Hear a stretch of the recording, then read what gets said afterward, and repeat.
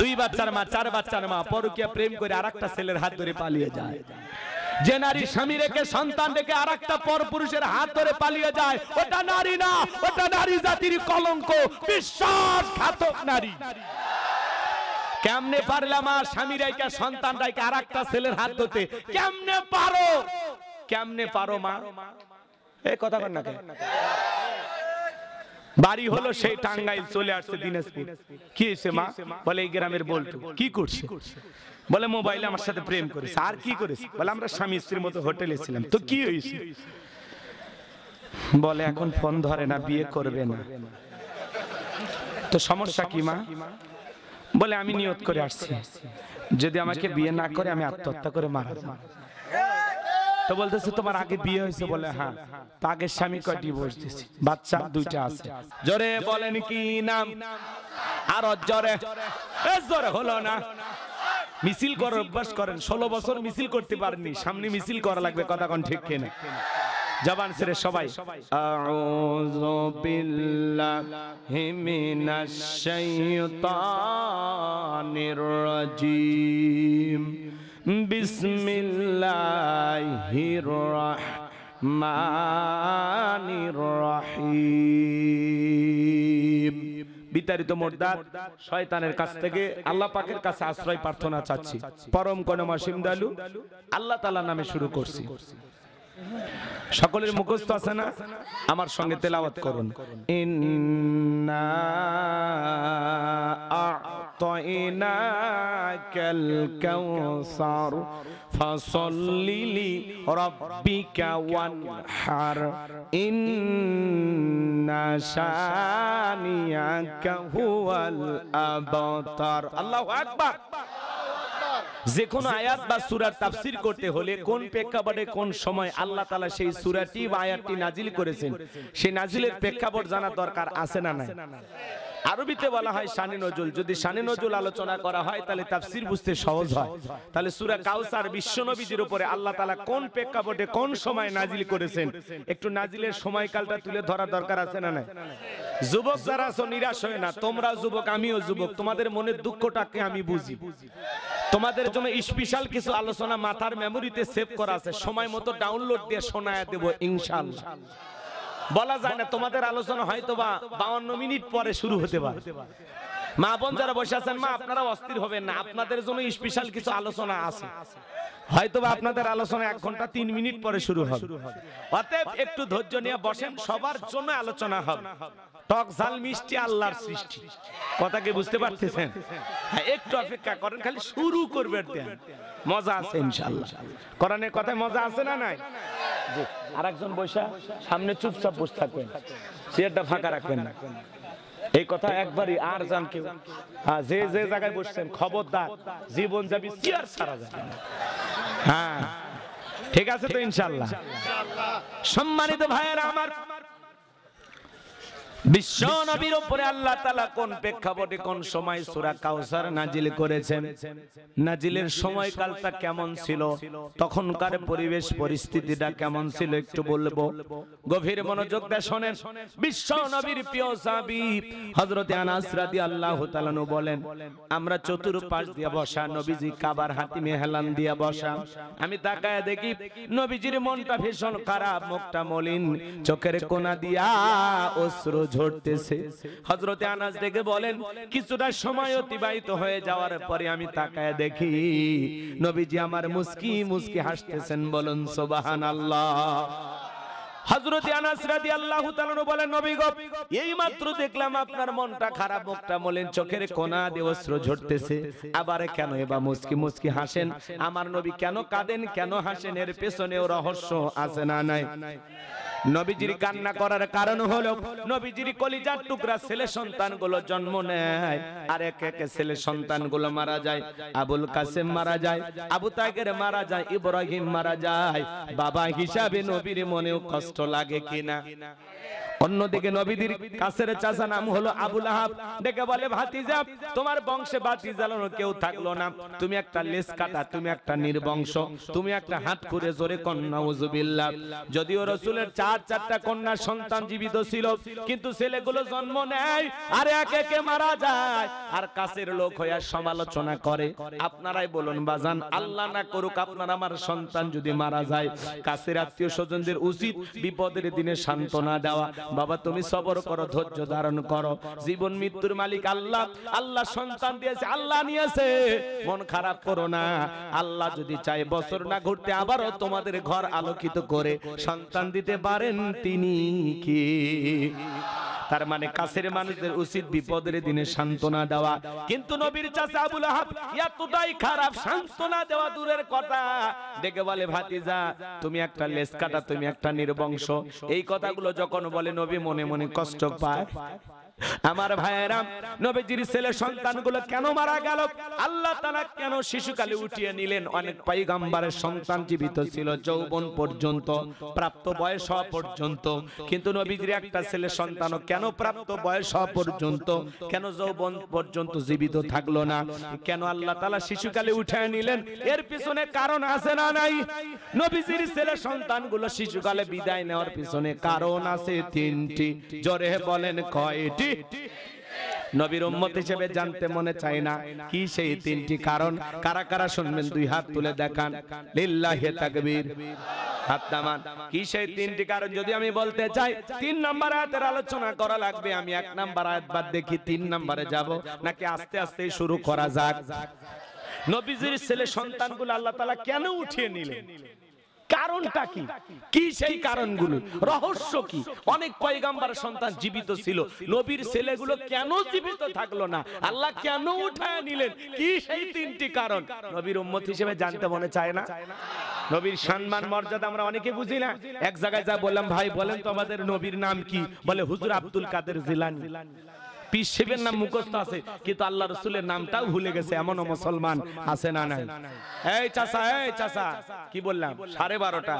কি ব্যাপার? মাথা গরম কইরেন না, এক চুলোটা বসা করা যাবে না। খারাপ লাগে? নবীর কথা শুনে যদি আপনার উঠতে মনে চায়, তাহলে কি আপনি নবীর মোহাব্বত কলিজা আছে? কপাল পরা, আপনি কপাল পরা।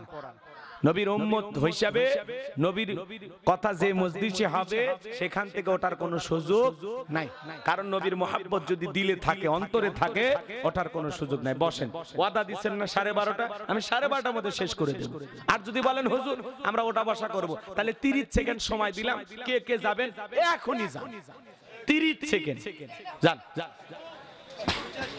এদিকে যারা যাবেন এইবার সুযোগ, এরপরে যদি কেউ ওঠে লঙ্গি টানে ধরে বসাবেন, ওটার সুযোগ নাই। কি হয়েছে? এত দূর থেকে মেহমান নিয়ে আসছেন, কি ফাজলামি করা যান না? আর মেহমানকে বাসায় রেখে পালিয়ে যায় যারা ডিজিটাল সিটার।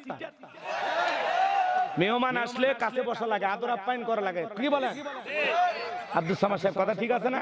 তা আমি মেহমান, আমাকে অপমান করতে চান? তাহলে যাওয়া যাবে না। আমি এত দূর থেকে আসছি, কি বলেন আগামী কালকে আমার আর পাওয়া যাবে? তাহলে বোঝেন নাকি অনেক কষ্ট করে নিয়ে আসছেন, একটু আমার ঝাড়ি ঝুড়ি শুনিয়ে যান নাকি? হ্যাঁ, মেহমান নিয়ে আসছেন, মেহমানের পছন্দ মতো কথা শোনা লাগবে। এই ভাতিজা বসো, ওটা বসা করবে না ভাতিজা। হ্যাঁ, যারা দাঁড়িয়ে আছেন দেখি কতক্ষণ দাঁড়িয়ে থাকতে পারেন। আজকে যে আপনারা পুরুষ প্রমাণ করা লাগবে, দেখি মাথায় শক্তি কেমন। হ্যাঁ, আমরা আর বসতে বলবো না, কি বলেন বাবাজি? আর একজন এনা সিয়ারটা দখল করেন না, আর একজন আসেন। সম্মানিত ভাইয়েরা আমার, দিল দিয়ে কথাগুলো বোঝার চেষ্টা করবেন বাজান। একদিকে সন্তান হারানোর ব্যথা, কাফেরদের সমালোচনা, অন্যদিকে সাহাবায়ে কেরাম যারা ইসলাম ধর্ম গ্রহণ করে, কাফের বেঈমান তাদের উপর নির্যাতন জুলুমের স্টিম রোলার চালায়। হযরতে বেলাল তখনও কালেমা পড়ে মুসলমান হন নাই। নবীজি রাতের বেলায় দারুল আরকামে বসা, হযরতে বেলাল বিশ্ব নবীর দরবারে উপস্থিত হয়ে গেলেন। নবীজির চেহারার দিকে তাকাইয়া ডেকে বলেন, নবী গো, আপনার চাইতে সুন্দর মানুষ আমি জীবনে কোনোদিন দেখি নাই, বলুন সুবহানাল্লাহ। আপনার আমার নবী কতটা সুন্দর ছিলেন জানেন? হযরতে জাবের রাদিয়াল্লাহু তাআলা বলেন, পূর্ণিমার রাত আমি রাসূলের বাড়িতে গিয়েছিলাম, সেদিন দেখেছিলাম চাঁদ উদয় হয়েছে দুইটা, একটা চাঁদ আসমানে আর একটা চাঁদ জমিনে। হযরতে জাবের রাদিয়াল্লাহু তাআলা বলেন, আমি একবার আকাশের পূর্ণিমার চাঁদের দিকে তাকাই আর একবার বিশ্বনবীর চেহারার দিকে তাকাই, ওই আসমানের চাঁদের চাইতেও বিশ্বনবীকে আমার কাছে বেশি সুন্দর মনে হয়। আম্মা জান আয়েশা ডেকে বলেন, মিশরের নারীরা ইউসুফ নবীর চেহারার দিকে তাকাইয়া ফল কাটতে আঙ্গুল কেটে ফেলে দিয়েছিল। ওরা যদি আমার বিশ্ব নবীর চেহারার দিকে তাকাইতো, শুধুমাত্র আঙ্গুল নয়, আঙ্গুল কাটতে কাটতে হাত কাটতে কাটতে কখন যে নিজের কলিজা কেটে দুভাগ করে দিত, মুহূর্তের জন্য টের পাইতো না। আপনার আমার নবী এতটাই সুন্দর, বলুন সুবহানাল্লাহ। আম্মা জান আয়েশা বলেন, ও দুনিয়ার মানুষ, তোমাদের একটা সূর্য আছে, আমি আয়েশার একটা সূর্য আছে। তোমাদের সূর্য উদয় হয় দিনের বেলায় আর আমি আয়েশার সূর্য উদয় হয় রাতের বেলায়। আম্মা জান আয়েশা একদিন সেলাইয়ের কাজ করতেছিলেন, হাত থেকে সুইটা পড়ে গেল, বাতিতে কোনো তেল ছিল না, বাতি জ্বালাইতে পারলেন না, অপেক্ষায় বসে থাকলেন। বিশ্বনবী যখন এশার সালাত আদায় করার পরে ঘরের ভিতরে প্রবেশ করলেন, সর্বপ্রথম নবীজি আম্মা জান আয়েশাকে সালাম দিলেন। আপনি আমি যখন ঘরে ঢুকবো, আপনার আমার স্ত্রীকেও সালাম দেওয়ার দরকার আছে না নাই? নবীর এই সুন্নাত ঘরে ঘরে আমল করার দরকার আছে না নাই? বাড়িতে যে আজকে বউকে সালাম দিবেন, আসসালামু আলাইকুম রহিমা, কেমন আছো সোনা, ঘরের দরজাটা খোলো না, আমি তোমার লিটনের বাপ, তোমার দিওয়ানা। বউ খুশি হয় দরজা খুলে দেবে, কথা বলেন ঠিক কিনা? কিন্তু আমাদের ব্যবহার এত ভালো না, ঘরে দরজা যা চিৎকার মেরে ডাক দেয়, এ রুবেলের মা, এই দরজা খোল, বেশি দেরি হলে দরজা ভাঙে ফেলে দিয়া, আজ তোর পিঠের উপর কি যে হবি রে। ভিতর থেকে বউ বলে, এটা স্বামী না সেকেন্ড আজরাইল। কথা কন, কথা কন। আপনার আমার ব্যবহার মিষ্টি না। বাড়িতে যা বউকে সালাম দিবেন, সালাম আছে যেখানে শান্তি আছে, সালাম আছে যেখানে সমাধান আছে। অনেক বড় বড় ঝামেলা একটা সালামের মাধ্যমে সমাধান হয়ে যায়। অতএব স্ত্রীকে সালাম দিবেন, আজ থেকে চালু। হঠাৎ করে সালাম দিলে বউ চমকে উঠতে পারে, কারে সালাম দিলাম। আজকেবার কোন হুজুরের মুরিদ নিয়ে বাড়িতে ঢুকলে, সেদিনই তো মুখের কাছে কলা চুরি করলাম। কিন্তু 2-4 দিন দিতে দিতে অভ্যাসে পরিণত হবে।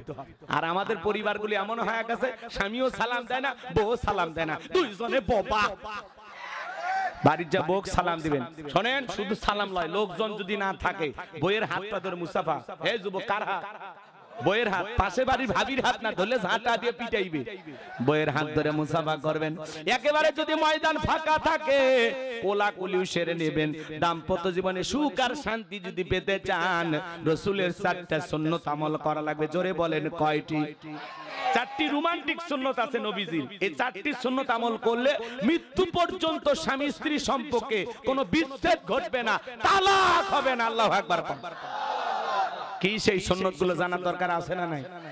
রাগ করেন, রাগ করেন, স্লোগান শোনেন না? আপনি কি দাম্পত্য জীবনে অসুখী? তো সুখ যদি পেতে চান, কয়টা সুন্নাত বলেন? এই 4টি সুন্নাত কারা কারা শুনবেন? হাত তোলেন তো দেখি। লিল্লাহে তাকবীর। তার মানে হাত যেহেতু তুলেছেন, সমস্যা আছে, সমাধানও হবে ইনশাআল্লাহ। কবুল করেন, জোরে কোন আমিন। এই আবার ভুল বুঝেন না, আমলের কথা বলছি আমি, অন্য সমস্যার কথা বলছি তাই। আচ্ছা সম্মানিত ভাইয়েরা আমার, সুন্নতগুলো যদি আমি এখানে আলোচনা শুরু করি তাহলে এলোমেলো হয়ে যাবে। অতএব একটু শেষের দিকে মনে করায় দিবেন, ধৈর্য সহকারে আমি বলার চেষ্টা করব। বাজান, আমি গুনাহগার যে কথা বলতে চাই, আম্মা জান আয়েশা ডেকে বলেন, নবীজি যখন সালাম দিয়ে ঘরের ভিতরে প্রবেশ করলেন, নবীজির চেহারার আলোতে সুইটা কই পড়ে আছে আমি পরিষ্কার দেখতে পেয়েছি। বলুন সুবহানাল্লাহ। আমার ভাইয়েরা, অনেক মুসলমান আরেক মুসলমানিতে বাড়িতে প্রবেশ করে সালামও দেয় না। সূরা নূরের 27 নম্বর আয়াতে আল্লাহ স্পষ্ট জানিয়ে দিয়েছেন, মুমিন আরেক মুমিনের গৃহে প্রবেশ করতে হলে, এক মুসলমান আরেক মুসলমানের গৃহে প্রবেশ করতে হলে গৃহবাসীর অনুমতি নিয়ে সালাম দিয়া তারপরে প্রবেশ করা লাগবে। আপনি বাসা বাসা কয় বাড়ির মধ্যে ঢুকে যান, সালামও দেন না, অনুমতিও নেন না, ভদ্রতা শিখুন। হ্যাঁ, আপনি মুসলমান, কারো বাড়িতে সালাম না দিয়া, অনুমতি না নিয়ে প্রবেশ করা যাবে না। খালি ওয়াজ শুনলে হবে না, আমল করা লাগবে। আজ থেকে যার বাড়িতে যান কি করা লাগবে? অনুমতি নেওয়া লাগবে, সালাম দেওয়া লাগবে। সালাম দিয়া অনুমতি নিয়া, এই সালাম আর অনুমতি এই দুইটা কাজ করতে করতে মহিলারা পর্দার আড়ালে যেতে পারবে, তারা প্রস্তুতি গ্রহণ করতে পারবে, ঘর বাড়ি এলোমেলো থাকলে ঠিকঠাক করতে পারবে। কথা কর না কেন? সময় দেওয়া লাগবে। ধাম করে বাড়ির মধ্যে ঢোকেন, কার বইয়ের অন্য কি অবস্থা না সব আপনার দেখা শেষ। আল্লাহ হেদায়েত দান করুক, জোরে কোন আমিন। ভালো হতে পয়সা লাগে না, আল্লাহ যেন হেদায়েত দান করেন, এটা জোরে কোন আমিন। কথাগুলো বাস্তব, কি বাস্তব না? তাহলে আমল করা লাগবে না? অনেকে করছে হুজুর ঘরের কথা কেমনে জানলো? সম্মানিত ভাইরা আমার, একটু অপেক্ষা করেন, সামনে গেলে আরো বুঝতে পারবেন। দিল দিয়া কথাগুলো বোঝার চেষ্টা করবেন। আমার ভাইরা, নবীর সম্মান মর্যাদা কত জানেন? যে নবী হ্যাঁ বললে তামাম পৃথিবীবাসীর জন্য আল্লাহ পাক হালালে পরিণত করে দেয়, যে নবী না বললে তামাম পৃথিবীবাসীর জন্য আল্লাহ পাক হারামে পরিণত করে দেয়। যে নবী জমিনে পথ চললে আসমানের মেঘ এসে ছায়া প্রদান করতো, বলুন সুবহানাল্লাহ। আসমানের চাঁদের দিকে ইশারা করলে চাঁদ দুই টুকরো হয়ে যায়, জমিনে পা তুললে মাওলা পাকের আরশে আজিমে পৌঁছে যায়, বলুন সুবহানাল্লাহ। যেই নবীর চেহারার উপরে মশা মাছি পড়া হারাম, নবীজি যখন ঘেমে যেতেন আম্মা জানেরা নবীজির দেহের ঘামগুলো শিশির ভিতরে জমা রাখতেন। বিশেষ দিনে নবীজির দেহের ঘামগুলো সুগন্ধি হিসাবে ব্যবহার করা হতো, বলুন সুবহানাল্লাহ। হযরতে আনাস রাদিয়াল্লাহু তাআলা বলেন, বিশ্ব নবীর দেহের ঘামের চাইতে দামি সুগন্ধ আমি জীবনে কোনোদিন নাকে পাইনি, বলুন সুবহানাল্লাহ। নবীজি থুতু নিক্ষেপ করলে সেখান থেকে সুগন্ধি বের হয়। নবী যখন ওযু করতেন, ওযুর পানি দিয়ে সুঘ্রাণ বের হয়ে যেত। নবী যেই রাস্তা দিয়ে হেঁটে যায় ওই রাস্তা দিয়ে সুগন্ধি পাওয়া যাইতো, বলুন সুবহানাল্লাহ।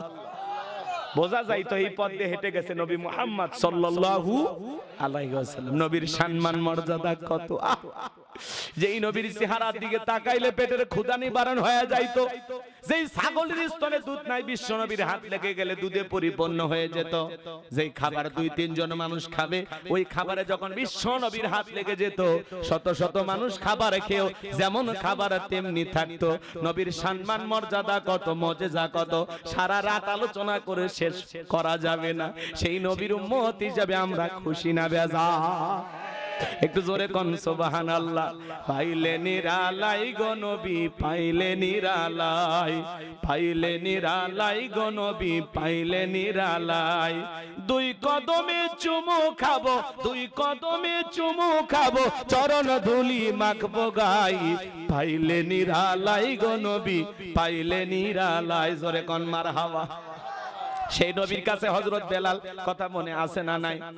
হযরতে বেলাল ডেকে বলে, নবী গো, আপনি কালেমার দাওয়াত দেন, ইসলামের প্রচার প্রসার করেন, দয়া করে আমারে কালেমা পড়ে মুসলমান বানায় দেন। বিশ্বনবী হযরত বেলালকে পড়া দিলেন, লা ইলাহা ইল্লাল্লাহু মুহাম্মাদুর রাসূলুল্লাহ সাল্লাল্লাহু আলাইহি ওয়াসাল্লাম। হযরতে বেলাল কালেমা পড়ে মুসলমান হয়ে গেল। নবী আমার ডেকে বলে, বেলাল, ইসলামের অবস্থা কোন ভালো না, কালেমা পড়েছ আপাতত প্রকাশ করা যাবে না। বলেন তো বাজান, ইসলামের অবস্থা কি সব সময় ভালো থাকে? আজও তামাম পৃথিবীর দিকে তাকায় দেখেন, ওই তামাম পৃথিবীর জালেম বেঈমানরা ঐক্যবদ্ধ হয়েছে ইসলাম আর মুসলমানকে বিদায় করে দেওয়ার জন্য। কথা বলেন। যেখানে মুসলমান সেখানে নির্যাতন জুলুম আছে না নাই? আজও ফিলিস্তিনের জমিনে মুসলমানের রক্ত নিয়ে জালেমেরা খেলা করে, আজও কাশ্মীরে মুসলমানের রক্ত নিয়ে খেলা করে, আজও চীনের উইঘুরে মুসলমানদেরকে হত্যা করা হয়, আজও গরুর গোশত খাওয়ার অপরাধে ভারতে মুসলমানদেরকে হত্যা করা হয়। জয় শ্রীরাম স্লোগান দেওয়ার জন্য মুসলমানদেরকে বাধ্য করা হয়। মুসলমানদের উপরে নির্যাতন জুলুম যখন আসে, তখন পৃথিবীর বড় বড় বিশ্বের নেতারা মুখে কুলুপ বেঁধে বসে থাকে, মুখ দিয়ে কোনো কথা বের হয় না। কিন্তু কোন অমুসলিমের উপরে যদি একটু 2-1 জায়গায় নির্যাতন আসে, তখন তারা বড় বড় কথা বলে। কিন্তু মুসলমানের রক্ত ওদের কাছে রক্ত মনে হয় না, মুসলমানের জীবন ওদের কাছে জীবন মনে হয় না। ওরা হলো পৃথিবীর সবচাইতে মানবরূপী শয়তান। কথা বলেন ঠিক না? রাগ করেন আমার ভাইয়েরা? ওরা পৃথিবীর মানচিত্র থেকে ইসলাম আর মুসলমানকে মুছে ফেলতে চায়, কিন্তু ওরা তো জানে না ইসলামের সুইচ আছে কার হাতে। জোরে বলেন ইউরিদুনা লিইউতফিউ নূরাল্লাহি বিআফওয়াহিহিম আল্লাহু মুতিম্মু নূরিহি ওয়ালাউ কারিহাল কাফিরুন। সূরা সফ আয়াত নাম্বার 8 আল্লাহ রাব্বুল আলামিন জানিয়ে দিলেন কাফেররা চাই মুখের ফুৎকারে দিনের আলোকে ইসলামের আলোকে কোরআনের আলোকে নিভায়ে দিতে, আমার আল্লাহ ডেকে বলেন আল্লাহু মুতিম্মু নূরিহি, এই জমিনে দিনের আলোকে কোরআনের আলোকে ইসলামের আলোকে আমি আল্লাহ তাআলা প্রতিষ্ঠিত করে ছাড়ব। যদিও কাফের বেঈমানদের অন্তরে যত ধরনের জ্বালা যন্ত্রণা হোক না কেন, বলুন আল্লাহু আকবার। এজন্য ওরা যতই ষড়যন্ত্র করুক, কিয়ামত পর্যন্ত ইসলাম আর মুসলমানকে মুছে ফেলার ক্ষমতা পৃথিবীর কোনো জালেমদের নাই। কথা বলেন ঠিক কি না? কিবা শুক্রবার, তারপরের দিন কিবা শনিবার, আগামী 12 এপ্রিল ঢাকা শহরে ওলামায়ে কেরাম ডাক দিয়েছেন দলমত নির্বিশেষে সকল শ্রেণীর মানুষেরা অংশগ্রহণ করবেন মাস পড় গাজা। কথা বলেন না কেন? ডাক করতেছেন। এখানে থাকবেন ডক্টর মিজানুর রহমান আজারি ভাই, শাইখ আহমদুল্লাহ, আল্লামা মামুনুল হক, এইভাবে অসংখ্য ওলামায়ে কেরাম থাকবেন ইনশাআল্লাহ। পুরো পৃথিবীতে একটা নতুন ইতিহাস সৃষ্টি হবে ইনশাআল্লাহ। পুরো পৃথিবীবাসী দেখবে যে বাংলাদেশের মুসলমানেরা কেমন ফিলিস্তিনি মুসলমানদেরকে ভালোবাসে। কথা বলেন ঠিক কি না? আমরা আশা করতেছি এই মাসফড় গাজা, এই সমাবেশে, এই গণজমায়েতে, এই মিছিলে মাজলুমদের পক্ষে লক্ষ লক্ষ মানুষ একত্রিত হবে ঢাকার বুকে, সরোদি উদ্যানে নতুন এক ইতিহাস সৃষ্টি হবে। আমরা ধারণা করতেছি, আমার মনে হয় বাংলাদেশ থেকে 1 কোটি মানুষ উপস্থিত হবে ইনশাআল্লাহ, ইনশাআল্লাহ, ইনশাআল্লাহ। আল্লাহ কবুল করুন। এই সমাবেশকে সফল করতে হবে, দলে দলে যোগদান করতে হবে। ওলামায়ে কেরামেরা ডেকেছেন দল মত নির্বিশেষে সকল শ্রেণীর মানুষেরা থাকবেন। জামাত ইসলাম, হেফাজত ইসলাম, খেলাফতে মজলিস, বিএনপি, অন্যান্য দল যারা আছেন, নতুন যে পার্টি হয়েছে নাগরিক, কথা কন না কে? কি পার্টি ওইটা? হ্যাঁ, এনসিপি। রাগ করতেছেন আপনারা? তো বাংলাদেশের যত রাজনৈতিক দল আছে, ছাত্রদের দল বলেন আর অন্যান্য রাজনৈতিক দল বলেন, সবাই দলমত নির্বিশেষে একত্রিত হবে ইনশাআল্লাহ। আমার ভাইয়েরা আমাদের ভাইদেরকে হত্যা করবে আর আমরা ঘরে বসে থাকবো? আমাদের প্রতিবাদ জানানো দরকার আছে না নাই? বিশ্বের যে সমস্ত মুসলিম রাষ্ট্রনায়কেরা মুসলমানদের উপর নির্যাতন জুলুম দেখে চুপ করে আসে, আমরা মনের সবটুকু ঘৃণা নিয়ে তাদেরকে ধিক্কার জানাই। সে সমস্ত মুসলিম শাসকদের যারা ফিলিস্তিনের মুসলমানদের নির্যাতন জুলুম দেখার পরেও একটা কথা বলে না, এরা হলো মানব রূপী শয়তান। কথা বলেন না কেন? ধিক্কার জানাই ওই সমস্ত রাষ্ট্রনায়কদের যারা মুসলমান হওয়ার পরেও মুসলিমদের উপরে নির্যাতন জুলুম দেখেও শিশুদেরকে হত্যা করা হয়, নারীদেরকে হত্যা করা হয়, হাজার হাজার নিরপরাধ মুসলমানদেরকে হত্যা করা হয়। এটা দেখার পরেও যারা প্রতিবাদ করে না, ওই নামধারী মুনাফিক মার্কা মুসলমানের সাথে আমাদের সম্পর্ক থাকতে পারে না। কথা বলেন ঠিক কিনা? কষ্ট পাচ্ছেন নাকি আপনারা? সম্মানিত ভাইরা আমার, যেখানে মুসলমান সেখানে নির্যাতন জুলুম আছে না নাই? আমি যে কথা বলতে চাচ্ছিলাম বাজান, দিল দিয়া কথাগুলো বোঝার চেষ্টা করবেন। বাংলাদেশেও যারা মুসলমানদের উপর নির্যাতন জুলুম করেছিল, আলেমদের রক্ত নিয়ে খেলা করেছিল, হেফাজত ইসলামকে 13 মে শাপলা চত্বরে রাতের আধারে যারা হত্যা করেছিল, মুসলমানের রক্ত নিয়ে যারা খেলা করেছিল, মুসলমানদের সাথে যারা বাড়াবাড়ি করেছিল, আজকে তারা ক্ষমতার চেয়ার থুয়ে পালিয়ে গেছে। কথা কোন ঠিক কিনা? এজন্য জুলুম করতে নাই। যারা বড় বড় কথা বলতো হারাবো না, পালাবো না, কই পালিয়েই তো গেলেন, কথা তো ঠিক থাকলো না। কথা বলেন না কেন আপনারা? রাগ করে, রাগ করে আছে আমাদের নেত্রী আছে, পেলে গেছে। আহারে, বড় বড় কথা বলতো পালিয়ে গেছে। ওই জন্য তো আমি বলি আগামীতে সিদ্ধান্ত নেবেন, আর যাই হোক কোন নারীকে এই দেশের প্রধানমন্ত্রী বানাবেন না। যেই দলেরই হোক, আগামীতে পুরুষ প্রধানমন্ত্রী চাই। কারা কারা 2 হাত তুলে দেখান। লিল্লাহে তাকবীর।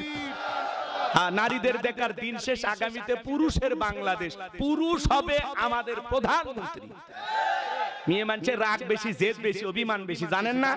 স্বামীর সাথে ঝগড়া লাগে হাড়ি পাতিল ভেঙে ফেলে দেয়, স্বামী তুলে আছার মারে, রাগ করে সংসার তুইয়া বাপের বাড়ি পালিয়ে যা। 20 কোটি জনগণ রাইখা, দেশ রাইখা, ক্ষমতা রাইখা পালিয়ে গেছে। ওই জায়গায় পুরুষ হলে কি পালাইতো? হ্যাঁ, রাগ করেন আপনারা? রাগ করবেন না। পালিয়ে যায় কি আছে? ডক্টর ইউনূস সাহেব উনি বাংলাদেশে আরেকজনকে নিয়ে আসছেন, যার নাম আশিক চৌধুরী, একজন ব্যাংকার, এই বর্তমান যুগের একজন মেধাবী মানুষ। বাংলাদেশকে আগামী 2035 সালের মধ্যে পৃথিবীর উন্নত রাষ্ট্রগুলোর মধ্যে একটা দেশ বানানোর জন্য যে স্বপ্ন তিনি দেখাইতেছেন, আলহামদুলিল্লাহ, ওনার পরিকল্পনা যদি বাস্তবায়ন করা যায়, ওনার পরিকল্পনাকে যদি কাজে লাগানো হয়, মনে রাখবেন বাংলাদেশ সিঙ্গাপুর হইতে আর দেরি হবে না ইনশাআল্লাহ। কারণ এই সোনার মানুষগুলো দুর্নীতি করবে না। কথা বলেন। আর আগামীতে আমরা আমাদের সমাজের প্রধানমন্ত্রী যাদেরকে বানাবো, সৎ, যোগ্য, নির্ভীক, আল্লাহওয়ালাদেরকে সমাজের নেতা বানাইতে হবে। টেন্ডারবাজ, চাঁদাবাজ, দুর্নীতি করে এই সমস্ত মানুষদেরকে সমাজের নেতা বানানো যাবে না, যাবে না, যাবে না। কথা বলেন না কেন আপনারা? ভালো মানুষ দরকার, যেই দলেরই হোক, সৎ মানুষ দরকার, দেশপ্রেমিক দরকার। ডক্টর ইউনূসের মতো যারা দেশের জনগণের জন্য কাঁদবে, দেশের গরিব মানুষের জন্য যাদের মায়া থাকবে, কান্না থাকবে, গরিব মানুষকে কিভাবে ধনী করা যায়, গরিব মানুষদের ভাগ্যের কিভাবে পরিবর্তন করা যায়। 84 বছর বয়সে বক্তব্য দিতে গিয়ে উনি কাঁদলেন আবু সাঈদের কথা বলতে গিয়ে। উনি কান্না করলেন আবু সাঈদের কবরের পাশে গিয়ে, শহীদ আবু সাঈদের কথা বলতে গিয়ে উনি কান্না করলেন। বিদেশে ফিলিস্তিনি মুসলমানদের পক্ষে কথা বলতে গিয়ে কান্না করলেন। আবার এই দেশে 4 কোটি দরিদ্র মানুষ 100 টাকা দিয়ে জীবন ধারণ করেন, 100 টাকা দিয়ে যাদের জীবন চলে, 100 টাকা যাদের দৈনিক ইনকাম, এই সমস্ত দরিদ্র মানুষদের কথা ভাবতে গিয়ে, বলতে গিয়ে কান্নায় ফেটে পড়লেন। কি মানুষ আমাদের নেতা! কথা বলেন না কেন আপনারা? ওনাকে যারা দেখতে পারে না, ওনাকে নিয়ে যারা বড় বড় কথা বলতেছেন, আমরা বলবো ভাই একটু চুপচাপ থাকেন। সাধারণ জনগণের মতামত পাল্টে গেছে। সাধারণ জনগণের কথা বিভিন্ন চ্যানেলে নিউজে যে ইউনূস সাহেব আসাতে আপনারা কেমন আছেন? আলহামদুলিল্লাহ, বলে অনেক ভালো আছে। বলে নির্বাচন, আপাতত নির্বাচন দরকার নেই। জনগণ কি বলতেছে? আপাতত নির্বাচনই দরকার নাই, উনি 2-4 বছর থাক। কথা কন না?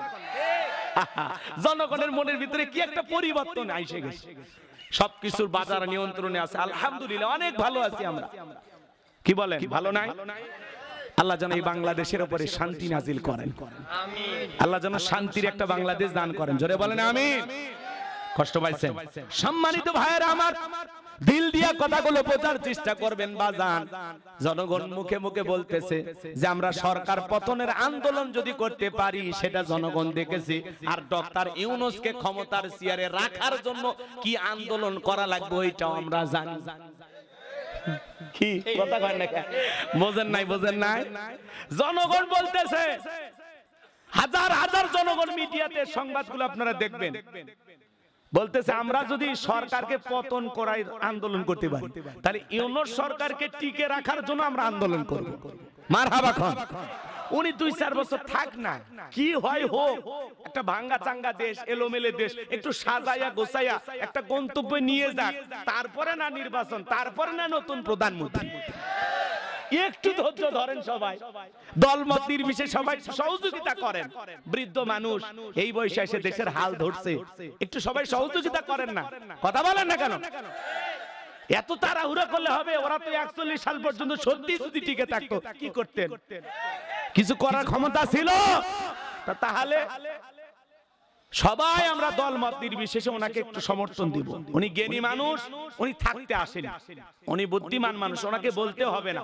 সময় বুঝে দেশের কিছু কাজ বাকি আছে, সংস্কার করে ইনশাআল্লাহ নির্বাচন দিবেন। কথা বলে ঠিক না? এই কথাগুলো বললে অনেকে আমাদেরকে নিয়ে কানা করছে, হুজুর ওয়াজ মাহফিলে এই কথাগুলো বলে। আরে বাবা, ওয়াজ মাহফিলে সমাজের বাস্তবতা তুলে ধরতে হবে। ওই দিন কি আর আছে? হ্যাঁ, কথা বলেন না কেন? ওই দিন আছে। সমাজের বাস্তবতা বুঝাইতে হবে। সম্মানিত ভাইয়েরা আমার, দিল দিয়া কথাগুলো বোঝার চেষ্টা করবে। আমি গুনাহগার যে কথা বলতে চাচ্ছিলাম মন খারাপ করছেন বুঝি আপনারা। হযরতে বেলাল দেখে বলে নবী গো আমার জীবনের কোনো দাম নাই। আমার মনে বোমাইকে বলেছিলাম উট দুম্বা ছাগল পেশাব পায়খানা করে দেয়, ওই ঘরে থাকতে আমার বড় কষ্ট হয়। আমার ভাইয়েরা হযরতে বেলাল দেখে বলেন আমি যখন আমার মনিবকে এই কথা বললাম, ওমায় ডেকে বলে বেলাল রে উট দুম্বা ছাগলের দাম আমার কাছে আছে, কিন্তু তোর মতো কালো হাফসি বেলালের দাম আমার কাছে নাই। নবী গো আমার জীবনের কোনো দাম নাই, আপনি শুধু দোয়া করেন মৃত্যু পর্যন্ত জানো আল্লাহ কালেমার পথে টিকে থাকার তৌফিক দান করেন। এই কথা বলে হযরতে বেলাল চলে আসলেন। পরের দিন সকালবেলা সূর্য উদয় হয়ে গেছে, অনেকটা বেলা হয়ে গেছে। হযরতে বেলাল দরজা খোলে না। অন্য চাকর যারা আছে নালিশ নিয়ে চলে গেল ওমায়ের কাছে, যা বলে নেতা এখন পর্যন্ত বেলাল দরজা খোলে নাই, তাই নাকি? বলে হ্যাঁ ঠিক আছে চলো যাই। দরজায় ডাক দেয় বেলাল দরজা খোলো। হযরতে বেলাল দরজা খোলে না, জোরে করে ধাক্কা মারছে। যখন দরজা খুলে গেছে তখন ওমায়ে তাকায় দেখে যেই রাত্রিতে হযরত বেলাল কালেমা পড়ে মুসলমান হয়েছে, ওই রাত্রিতে একটা উট দুম্বা ছাগলের কাছে কোনো পেশাব পায়খানা নাই। জোরে বলেন মারহাবা। এইবার ওমায় ডেকে বলে চাকরের দল বেলালের বিরুদ্ধে মিথ্যা অভিযোগ দাও। তোমরা যখন ঘুমাচ্ছিল বেলাল তখন ময়লা আবর্জনা পরিষ্কার করেছে, তাকায় দেখো না একটা উট দুম্বা ছাগলের কাছে কোনো পেশাব পায়খানা নাই, যাও নিজেদের কাজ করো। এই কথা বলে ওদেরকে তাড়িয়ে দিলেন। এক পা দুপা করে বেলালের কাছে চলে গেলেন। হযরতে বেলাল দেলে পিঠটা লাগায় জিহ্বা নাড়ায় জিকির করে কার। এইবার হালকা করে ধাক্কা মারছে, যখন জবান দিয়ে কালেমার আওয়াজ বের হয়েছে তখন এইবার ওমায় ডেকে বলে বেলাল তোর জবান দিয়ে কি শুনলাম, তুমি কি মুসলমান হয়েছো? হযরতে বেলাল ডেকে বলে মুসলমান হয় যারা মিথ্যা কথা বলতে পারে না তারা ওয়াকুলু কাওলান সাদীদা। মুসলমানেরা হবে সত্যবাদী, মুসলমানেরা কখনো মিথ্যাবাদী হতে পারে। মুসলমান সত্য কথা বলতে হবে। আমাদের সমাজে দেখেন এমনও মানুষ আছে মিথ্যা বলতে বলতে চেহারা বেঁকা হয়ে গেছে, এক পা কবরে চলে গেছে, এত মিথ্যা কথা বলে শয়তান পর্যন্ত বলে আমি এত খারাপ না। কথা কোন ঠিক কি না? হযরতে বেলাল ডেকে বলে গতকাল রাত্রিতে নবীজির হাতে হাত রেখে আমি কালেমা পড়ে মুসলমান হয়েছি। এই কথা শোনার পরে ওমায় ডেকে বলে বেলাল এখনো সময় আছে, উট দুম্বা ছাগলের মালিক বানায়া দেব, থাকার জন্য ভালো ঘরের ব্যবস্থা করে দেব। বেলাল রে নবী মুহাম্মাদের কালেমা ত্যাগ করে আবারও ফিরে আসো।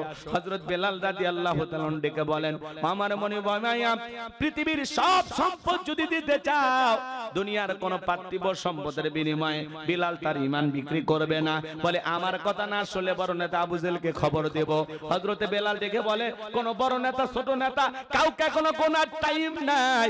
আমি দুনিয়ার কোন আবু জেহেলকে ভয় করি না, আমি ভয় করি আমার আল্লাহকে। এইবার ওমায় দৌড়ে চলে গেল আফজলের বাড়িতে, যাই বলেন তার সংবাদ খুব খারাপ, আমার বাড়ি কিন্তু দাস বেলাল কালেমা পড়ে মুসলমান হয়েছে। তাই নাকি? বলে হ্যাঁ ঠিক আছে যাও। আবু জেহেলের সাঙ্গ পাঙ্গ ক্যাডার মাস্তান ছিল, যাদের কাজই হলো মুসলমানদের উপর নির্যাতন জুলুম চালানো। আজও তাম পৃথিবীর দিকে তাকায় দেখবেন ওই জালেমদের বিশেষ একটা বাহিনী থাকে, যাদের কাজই হলো টুপিওয়ালা দাড়িওয়ালা ইমানদার আল্লাহওয়ালাদের উপর নির্যাতন জুলুম চালানো। কথা বলেন ঠিক কি না? এইবার আবু জেহেল সাঙ্গ পাঙ্গ নিয়ে আসে বলে বেলাল এই দিকে আয়।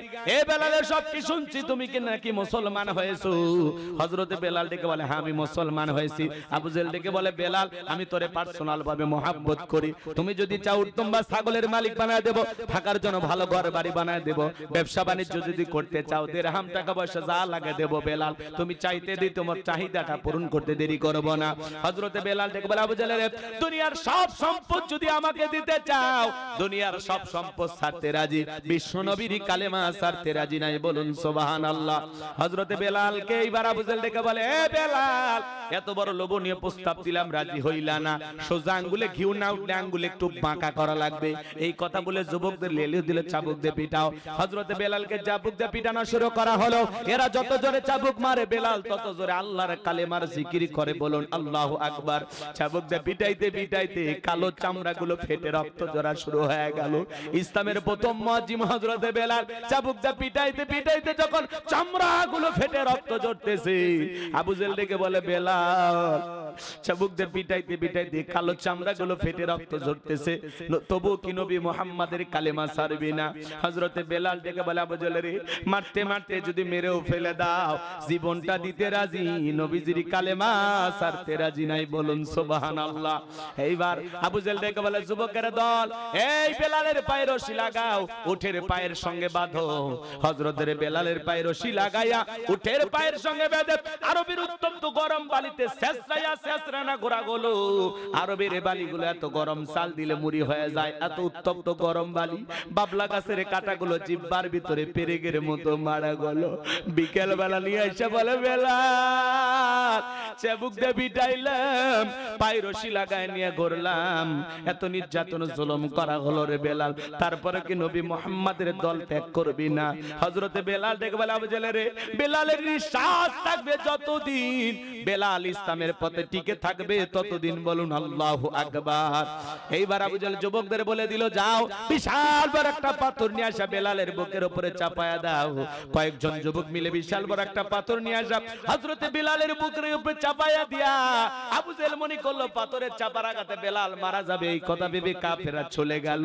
হযরতে বেলালের বুকের উপরে বিশাল বড় পাথর, রক্তাক্ত জিহ্বা, তবুও জিকির করে কা? আরেকটু জোরে বলেন কা? এ বাজান, আপনাকে আমাকে জিকির করার জন্য কেউ মারে না, পেটে না, ধমক দেয় না, আমরা তবু আল্লাহর জিকির করি না, আমরা বড় কপাল পরা।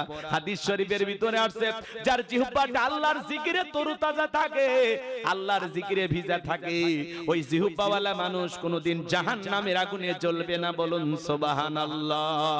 ফাযকুরুনি আযকুরুকুম ওয়াশকুরুলি ওয়ালা তাকফুরুন, তোমরা আমারে স্মরণ করো, আমি আল্লাহ তোমাদেরকে স্মরণ করব। কৃতজ্ঞতা প্রকাশ করো, অকৃতজ্ঞ হয়ো না।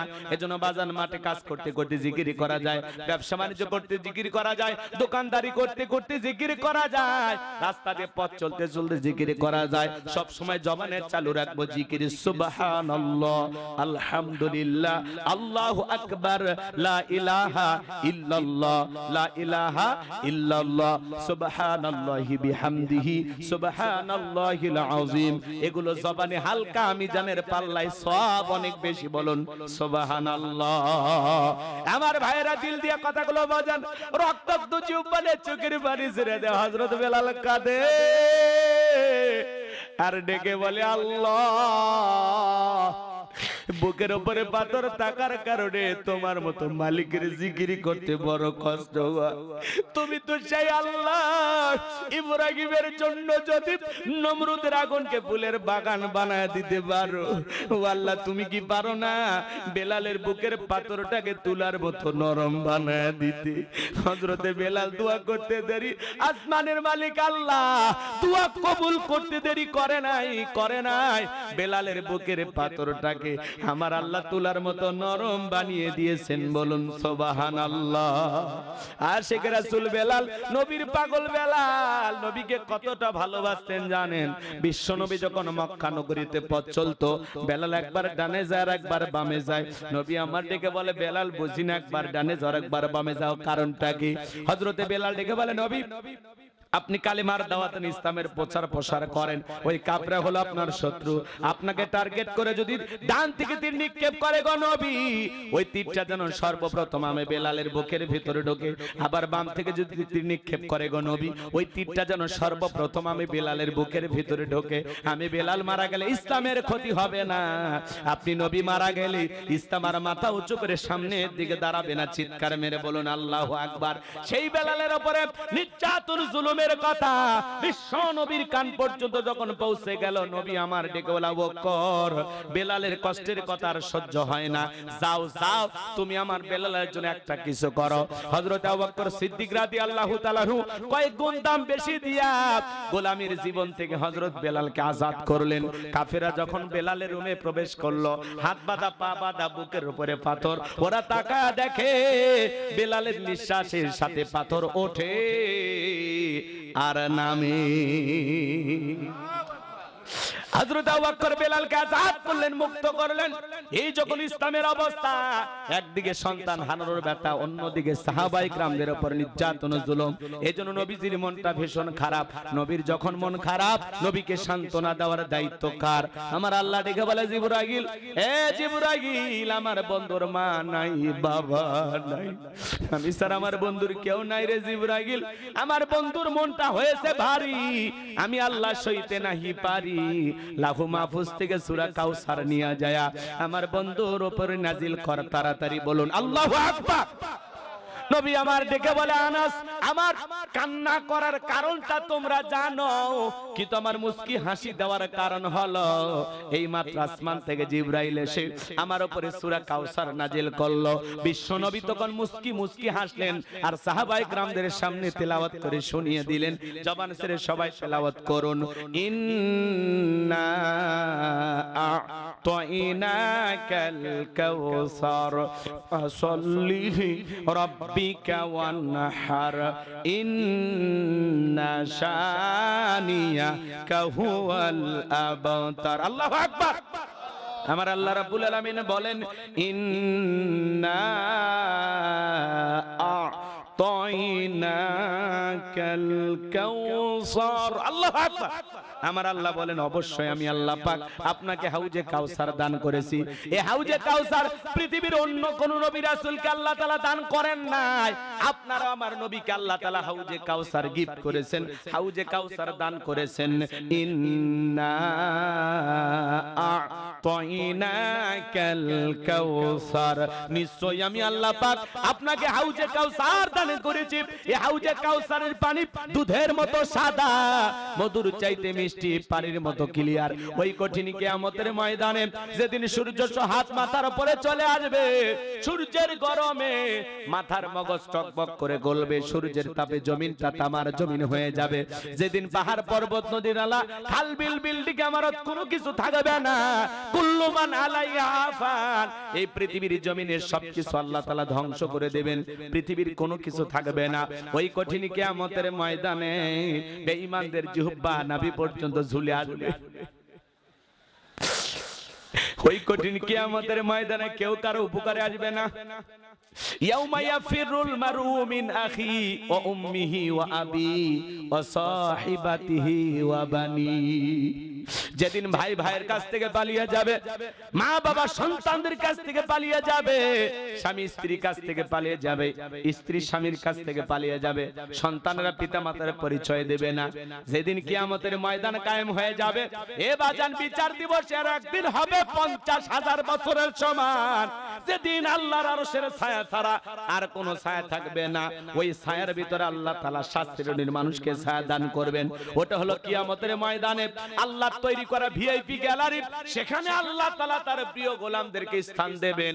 ওই কিয়ামতের ময়দানে মানুষ পানি পানি বলে চিৎকার মারবে, আর দলে দলে মানুষ বিশ্ব নবীর দিকে রওনা করবেন। কিছু মানুষের চোখের সামনে আল্লাহ তাআলা পর্দার আবরণ তৈরি করে দেবেন। আল্লাহ, সংখ্যায় আমি আমার অনেক উম্মতকে আসতে দেখলাম, কেন জানি সংখ্যাটা কমে গেল, ব্যাপারটা বুঝতে পারলাম না। আল্লাহ তখন ডেকে বলে, বন্ধু, পাইকারি দরে আপনি সবাইকে হাউজে কাউসারে পানি পান করাইতে পারবেন না। দুনিয়ার জীবনে 2টা অপরাধ করেছিল যারা, আপনার হাতে আজকে হাউজে কাউসারের পানি পাবে না তারা। জোরে বলেন, কয়টা অপরাধ? জানতে মনে চায়, কথা বলেন, বলেন। বলবো, ভালো করে বোঝেন আমার ভাইয়েরা। যে কথা আমি বলতে চাচ্ছিলাম বাজান, দিল দিয়া কথাগুলো বোঝার চেষ্টা করবেন। নবী আমার হাউজে কাউসারে পেয়ালা নিয়ে দাঁড়িয়ে আছেন, সুবহানাল্লাহ। হযরত আবু বকর পেয়ালাগুলো ভরা দিবেন, মাঝখানে দাঁড়িয়ে থাকবেন হযরত ওমর। হযরত ওমর বিশ্ব নবীর হাতে দিবেন, আর নবীজি আর আদরের উম্মতদেরকে খুঁজে খুঁজে কিয়ামতের ময়দানে হাউজে কাউসারের পানি পান করা দিবেন। নবীজির হাতে এক পেয়ালা হাউজে কাউসারের পানি যদি পান করতে পারেন, জান্নাতে ঢোকা পর্যন্ত তার আর তৃষ্ণা লাগবে না, তৃষ্ণা মিটে যাবে। বলুন সুবহানাল্লাহ। নবীজির হাতে কিয়ামতের ময়দানে কারা কারা হাউজে কাউসারের পানি পান করতে চান? চান দুইটা হাত তুলে আল্লাহকে দেখা। আল্লাহ কিয়ামতের ময়দানে আমাদের সবাইকে নবীজির হাতে হাউজে কাউসারের পানি পান করা তৌফিক দান করুন। এটা জোরে বলো না আমিন। ও আল্লাহ, আসমান থেকে কুদরতি নজর দিয়ে তাকায় দেখো এই দিনাজপুরের মানুষগুলো নবীজির হাতে কিয়ামতের ময়দানে এক পেয়ালা পানি চায়। আল্লাহ আল্লাহ আমাদের সবাইকে নবীজির হাতে হাউজে কাউসারের পানি পান করা তৌফিক দান করুন। জোরে বলেন আমিন। আর একটু জোরে বলেন আমিন। হাত নামান আমার ভাইয়েরা। তো তখনই জবান বন্ধ হয়নি, আর এখন বন্ধ হবে। কথা কন নাকি আপনারা? তাহলে লন্ডন আমেরিকার আইন দিয়ে আর ভারতের পানি পড়া দিয়া সমাজ রাষ্ট্র পরিচালনা হলে শান্তি আসবে না। ডক্টর কামেলার তৈরি করা সংবিধানকে লাথি মেরে আল্লাহর সংবিধান দিয়া আল্লাহর পাঠানো কোরআনের পার্লামেন্ট কায়েম হবে না ততদিন, শান্তি আসবে না ততদিন। তাহলে চুরি বন্ধ করতে হলে, দুর্নীতি বন্ধ করতে হলে, চাঁদাবাজি বন্ধ করতে হলে আল্লাহর আইন চালু করা দরকার আছে না নাই? এই জমিনে আল্লাহর আইন চালু হোক। কারা কারা চান হাত তুলে দেখা। লিল্লাহে তাকবীর। হাত নামান। জমিন যার আইন চলবে সে আল্লাহ। আলা লাহুল খালকু ওয়াল আমরু, সৃষ্টি যার আইন চলবে তা। কোন আইনে বান্দাকে সাইজ করা যায় আল্লাহর সাথে ভালো বুঝি আমরা। এ কথা বল নাকি আপনারা? রাগ করেন? অনেকে বলে না না এই আইন চলবে না, বলে এগুলো ব্যাক ডেট। আমরা বলি বেটা ব্যাক ডেট না আপডেট, খালি টেস্ট। কথা কয় নাকি? একজন জিনাকারী নারী পুরুষের বিচার আল্লাহর আইন অনুযায়ী করেন না? পাথর মারে দুনিয়ার জমিন থেকে একজনা খালি বিদায় করে। নারীকে ইফটিজিং করা দূরের কথা, বাঁকা চোখে তাকানো দূরের কথা, মাঝে মাঝে যুবকদের স্বপ্নদোষ বন্ধ হয়ে যেত। কথা কোন ঠিক কিনা? আল্লাহর আইনকে বিচার না করা পর্যন্ত চুরি, দুর্নীতি, খুন, ধর্ষণ বন্ধ হবে না, হবে না, হবে না। কথা বলেন। লাগবে কার আইন? কষ্ট হয়। আল্লাহর আইনের কথা বললে সমস্যা আছে? এটা কি আমার বাপের দলের কথা? আল্লাহর আইনের কথা। আমি আল্লাহর বান্দা, আমি আল্লাহর পক্ষে কথা বলবো। কথা কোন ঠিক না? আল্লাহর আইনের পক্ষে আমরা আছি না নাই? আমরা আল্লাহর বিধানের পক্ষে। আমরা আল্লাহর গোলাম। দুনিয়াতে আসছে আল্লাহর গোলামি করার জন্য। কথা হবে কোরআন এবং সুন্নাহর আলোকে। কি বিরক্ত হইছেন? কারণ এই দেশে দুর্নীতি করে লুটে পুটে খায়া দেশের 12টা বাজাইছে। কথা বলে না কেন? 11 লক্ষ কোটি টাকা দুর্নীতি করে বিদেশে পাচার করা হয়েছে। নেতা দেশি, বাড়ি বিদেশি, এমন নেতা আছে বউটাও বিদেশি। কথা কয় নাকি আপনারা? এরকম আছে না নাই?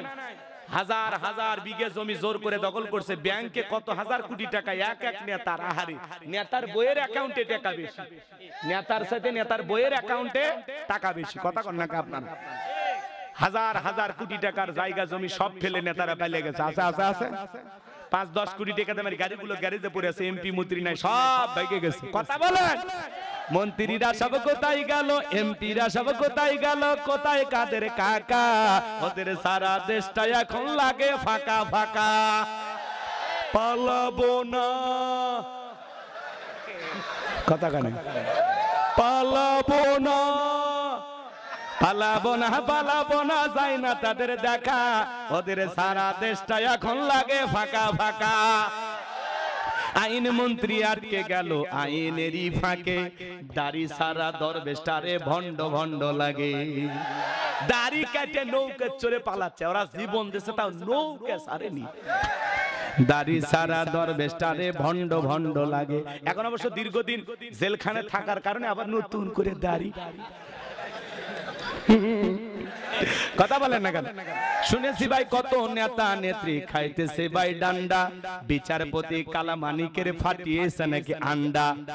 এটা আমার খবর না, মিডিয়ার খবর। এই বিচারপতি শামসুদ্দিন মানিক আল্লামা সাইদি হুজুরকে মৃত্যুদণ্ডের রায় দিয়েছিল। কথা বলেন ঠিক কিনা? আমরা বলতে চাই ওই বিচারক নামের কুখ্যাত মানিককেও একই ট্রাইব্যুনালে মৃত্যুদণ্ডের রায় দিতে হবে। যেই ব্যারিস্টার তুরিন আফরোজ আল্লামা সাইদি হুজুরকে মৃত্যুদণ্ডের রায়ের ব্যাপারে সহকারী ছিল। কথা বলেন না কেন? সেই ব্যারিস্টার তুরিন আফরোজকে গ্রেফতার করা হয়েছে, 7 দিনের রিমান্ডে নেওয়া হয়েছে। আলহামদুলিল্লাহ। যারা সোনার মানুষটাকে বিদায় করেছে, আমরা বলতে চাই ব্যারিস্টার তুরিন আফরোজ সহ এই কুখ্যাত কালামানিক সহ ব্যারিস্টার সুমন সহ এই সমস্ত মানুষেরা যারা আল্লামা সাইদি হুজুরকে বিদায় করে দিয়েছে, এদের দৃষ্টান্তমূলক শাস্তি দিতে হবে। কথা বলেন না কেন? আল্লাহর খেলা, আল্লাহর খেলা। আলেমদের বিরুদ্ধে উল্টা পাল্টা রায় দাও। মিথ্যা অপবাদ দাও, তহমত দাও, বাজে ভাষায় গালি দাও, আল্লাহর ফয়সালা। কথা বলেন না কেন? সোনার মানুষটাকে 13 বছর মিথ্যা মামলা হামলা দিয়ে জেলখানায় বন্দী করে রেখেছিল। উনি নাকি 300 নারীকে ধর্ষণ করছে। একটু জোরে কর নাউজুবিল্লাহ। এক নারীকে জিজ্ঞাসা করা হলো, অনেক কষ্টে একজন নারীকে পাওয়া গেছে, আদালতে সাক্ষী দেওয়ার জন্য নিয়ে আসা হয়েছে। বলে সে হুজুর, বলে হ্যাঁ। তো তোমার জন্ম কত সালে? বলে 75 সালে। জন্ম 1975 আর ধর্ষণ হয়েছে 1971। স্বপ্নেও সম্ভব? শয়তান পর্যন্ত বলে এর চাইতে বড় মিথ্যা কথা আর হতে পারে না। মিথ্যা মামলা টামলা দিয়ে আলেমদেরকে ফাঁসানো হতো। কথা বলে না কেন? আজ আলেমদের বিরুদ্ধে মিথ্যা অপবাদ আছে না নাই? কথা বলেন। যারা আলেমদেরকে ধর্ষণকারী বলবে, বাজে ভাষায় মন্তব্য করবে, বুঝে নেবেন ওদের চরিত্রে গন্ডগোল। এরা ভালো মানুষের রক্ত দিয়ে জন্ম হয়নি। কথা বলেন না কেন? আল্লামা সাঈদীর কোনো অপরাধ ছিল না। কথা বলেন ঠিক কি না? কি কণ্ঠ, কি আওয়াজ, কি বক্তব্য! 50 বছর কোরআনে তাফসীর করেছেন। আহা, বক্তব্য দিতে গিয়ে কখনো উল্টাপাল্টা কথা বলে না। কি ঠান্ডা মাথায় তাফসীর করতেন, আর কোটি কোটি মানুষ তার ভক্ত। কথা বলে ঠিক কিনা? লক্ষ লক্ষ মানুষ ময়দানে মৌমাছির মতো বৈশা কোরআনের মধু আহরণ করতে। সুবহানাল্লাহ! কি আওয়াজ, কি কণ্ঠ! নাহমাদুল্লাহ বলে শুরু করলেই ময়দান ঠান্ডা, হাজার হাজার লক্ষ লক্ষ মানুষ যায়, কোনো আওয়াজ নাই, কোনো চিল্লাপাল্লা নাই। সুবহানাল্লাহ! এমন সোনার মানুষ আর হাজার বছরেও পাবো না। আল্লাহ যেন আল্লামা সাঈদী হুজুরকে জান্নাতের উচ্চ মাকাম দান করেন। একটু জোরে কর না আমিন। কষ্ট পাইছেন আপনারা? তাহলে বিচারপতি মানিকের বিচার হওয়ার দরকার আছে না নাই? কষ্ট নেবেন না ভাইয়েরা আমার। লম্বা হবে, আমি লম্বা করতে চাই না, সংক্ষিপ্ত কথা বলে দিয়ে যায়। ফাসল্লি রব্বিকা, রবির উদ্দেশ্যে সালাত, নামাজ হবে একমাত্র রবের জন্য। শুধু মসজিদটা সুন্দর করলে হবে না, মসজিদে যারা সালাত আদায় করবে বলেন তো তাদের মনটাও সুন্দর হওয়ার দরকার আছে না নাই? বাংলাদেশে জুমার নামাজের জন্য মসজিদ ভাঙে 2 তালা 3 তালা করা হয়। ফজরের নামাজের সময় এক কাতার মুসল্লি পাওয়া যায় না, এমন মসজিদ আছে মুয়াজ্জিন একাই আযান দিয়ে একাই নামাজ পড়ে। কথা বলেন ঠিক কি না? এজন্য আল্লাহর কোন কোন বান্দা আছেন বাজান, আল্লাহকে রাজি খুশি করার জন্য আজ থেকে 5 ওয়াক্ত সালাত মসজিদে গিয়ে জামাতের সহিত আদায় করবেন। 2টা হাত তুলে আল্লাহকে দেখান। আল্লাহ আমাদের সবাইকে 5 ওয়াক্ত নামাজি বানায় দেন। জোরে বলেন আমিন। আর একবার জোরে বলেন আমিন। হাত নামান।